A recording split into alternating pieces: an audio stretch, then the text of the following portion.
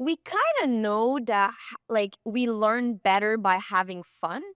So for me, if a coach would tell me like that today, their session is about learning a new tactic, which require more probably cognitive engagement than it require physical engagement. Whether it's like learning in sports like the one I did, it's learning a new choreography or things like every time that learning something, whatever it's a skills, a tactic, a choreography, it, we know that if our brain is more in positive emotion, we'll learn better. And I hate positive, so I will say pleasant emotion. We learn better than when it's in unpleasant emotion. And I'm quite fascinated when I arrive in a training, like a practice, and then I see the warm up, for instance, everyone is like so serious, so silent, doing their squat, doing their like different elastic move, elastic bend movement, all like so.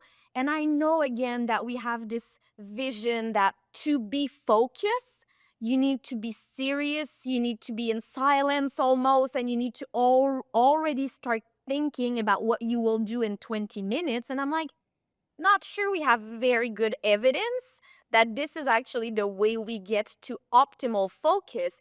But we know that when people are connected, when people are laughing, it releases a lot of things in our system that are actually put our brain into a much better state. Like we know anxiety is not so good for learning because it will affect your memory. It will affect. So you're like, why are you creating those such build up of stress even in practice where you could do amazingly engaged, physically active, but also connected and cognitively stimulating warm up, where yes, athlete can have a good laugh.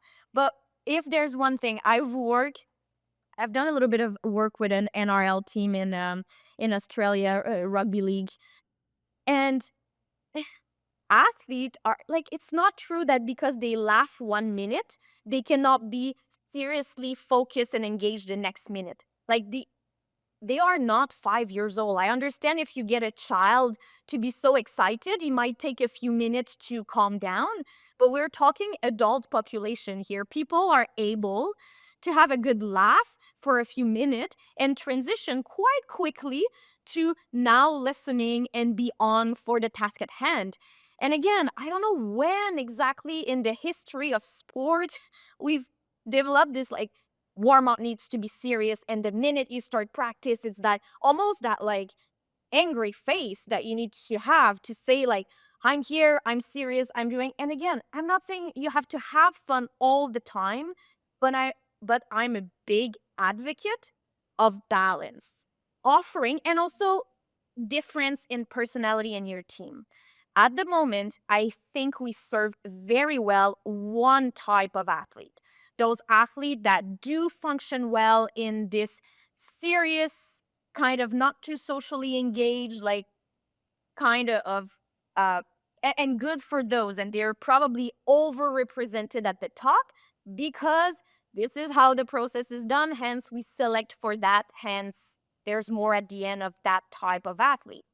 But what about all those that are actually operating better when they have fun? To go back to the NRL example, when we started doing these very different kind of warm up, one athlete came to me and he's like, "When are you taking the field warm up? Because this is so much fun and it's such a better way." And it was for him. I'm not saying the entire team was in love with these warm up. Probably not the case if I'm being fully honest. Well, like, even if you would do warm-ups where you offer different things for different kind of learners, different personalities, like this is where sports should be going. Now that we know that it's not true that everyone needs the same and that everyone will reach their full potential with this same process, we should start looking at different ways. And those little excited, like we know in sport there's a lot of like people with ADHD, for instance. Well, maybe this is better for them because they spend way more energy and it's a lot of shifting, it's a lot of like engagement. So anyway, this is a lot of like this is where I hope that we can go one day. Yeah, seriousness doesn't equal success, but for some reason we have equated that as the case. We have said that in order to get success, you must be serious about it. And I wonder that maybe it's because on the flip side that there's this concern that creativity, or you could probably use the word playfulness and play. And I know there's a lot of play literature in the performance and sport literature, but maybe there's a case that people are putting forward, which is that if you play, you're not serious and it's not in control. And the seriousness has a form of, okay, I know that if you take this seriously, we know we're going to get some outcome. And I know at least you've tried to do it. But play can look, or the creativity can look almost like you're not trying. Do you know what I mean? It's the bringing in fun and playfulness. Does it then look like it's jovial and it doesn't have any meaning to it? But it's probably just perception, right? It's just, do we really just know what it's being used for? That's the only thing I can kind of think off the top of my head as to why people would look at that. And I say that having come from very serious environments before, almost the fun was drilled out of you to an extent. And it was if you did seem to be expressing yourself, and especially as a young athlete, right? As someone young getting into it early stages, if you're looking to be taking things lightly, and they saw that as a risk towards performance. And in team environments, that's pounced upon because people try to be domineering. There's obviously so many social dynamics that are going on in a team. Individual sports, it might be slightly different, and individual performers, it might be slightly different because there's not so many moving parts. But yeah, I just think it's probably down to this fact that play could equal a loss of control and possibly threat the outcome. Yeah, we did a research. So the AIS, the Australian Institute of Sport, they run this coaching development program called Gen 2032. So it's like emerging coaches to high performance. So they are either assistant coach on a national team or the head coach of a junior team. And we implemented the coaching with and for creativity as part of this program. So we had about 50 coaches participating in these different, what they call learning lab, which I had with me maybe between 10 and 15 coaches for every learning lab. And we just, I don't like to say upskill them. So they start having ideas of how they can first express their own creativity as individual, as coaches, and start like how can you solve problem in a more creative way. So that's the first part of the program. The second part of the program is how can you coach for creativity. So how can you design different practices or different practice design to be able to stimulate the creativity in your athlete. And we did a research out of it. So we tested coaches' willingness to take risk and creative self-efficacy at the beginning, right after the program. So this was an 8-hour program.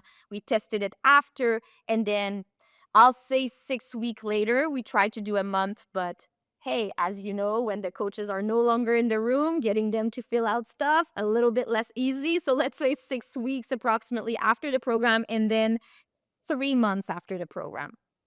Interestingly, after the 8 hours, their willingness to take risk and creative self efficacy, beautiful, significant increase in scores. This is great. And then they come back to their environment. They go back to their environment and then it slightly decreased. Willingness to take risk remained significant at like the 6 weeks post. But then at the 3 months, didn't go back to baseline, but we lost our significant effect. And I interviewed the coaches, and there was a lot of qualitative question as well, like open box that they could social cultural norm and expectation, and thinking that if they do things that look different from the outside, they they will be perceived different. And these coaches are in a very challenging situation because they are not yet at the top, but they're trying to get there, right? So then the assessment of others kind of become important, not just others like external, but the athlete themselves. Athlete expect that practice will be a certain way. So when you start giving them different ways to do it, they might assess you negatively or don't understand. But of course, I wanted to dig a little bit deeper into the why. Why is it creating this? And those that were successful, because despite this drop in willingness to take risks and willingness to take risk and creative self-efficacy, we also look at behavior. Despite this drop, the behavior, though, 3 months. So the coaches that decided to coach with and for creativity were much more after 3 months. So it kind of take a little bit of time for them to try things out and then really say, okay, no, now I've implemented something. And those that did, which was not the majority, but still, those that did, they like it's just what they were telling me. It's like this moment that you need to decide that, okay, I'm doing this and I'm giving it a chance for real. The toughest thing is this, like, going past the barrier of judgment. And I challenge them a lot because, to your point with control, when coaches are like, oh, we cannot do this, or it's too complicated to do this, or blah, blah, blah, I always ask them, do you think that it is like a decision that you're taking for yourself or that you're taking for the athlete? Because, of course, I I would show you all the video that I have. It's messy. So, of course, when you allow athletes to take their own decision, to navigate the situation in any way they want, to explore, to expand, you never know what will emerge. Some might end up rolling on the floor if like, and that happened to me, and you're like, okay, this is good, like whatever. But like this fear of losing this control, of looking organized, looking that there is a very clear structure, this is very challenging.